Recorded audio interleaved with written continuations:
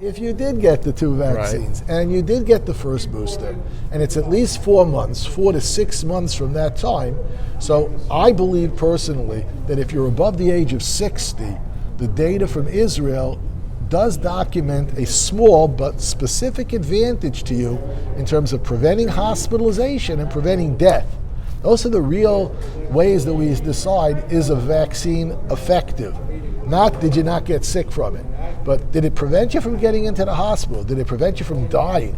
And there is some evidence from Israel to show that people that are above the age of 60 will benefit from getting that second booster shot 4 to 6 months after the first booster that they got. Now the CDC recommendation and the FDA, though, they're saying it's available if you're 50 and over. And the reason for that is because in the population of between 50 and 60, many of them have underlying factors.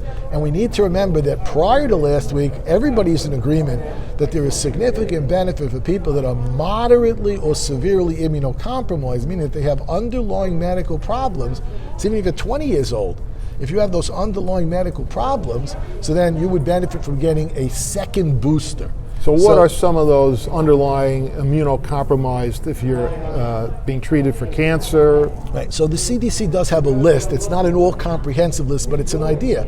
People that are on certain medications that could impact their ability of their immune system to work, such as people that are having chemotherapy, people that are taking certain medications to treat certain underlying medical problems, like they have ulcerative colitis, or they have certain types of rheumatological issues, or they have other medical problems for which they're taking types of therapy that impair or impact on your ability of your immune system to respond. So those are the people that should be getting a booster dose, a second booster dose. And if you think you're in one of those categories, speak to your doctor? Absolutely. Always the best thing. Ask your doctor's advice. Don't listen to talking heads.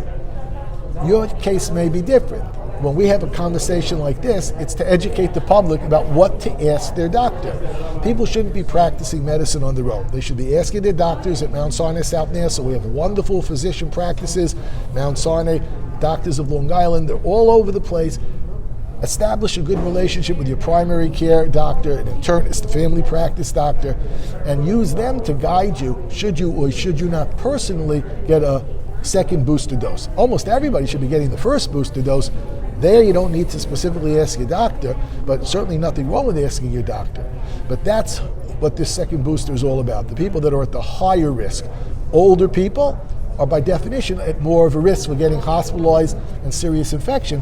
So we are the ones, I include myself in that older group, that absolutely need to get those additional booster shots. But people that are younger, they may be at less of a risk, but then depending on their underlying risks, should they or should they not get a booster, ask your doctor. So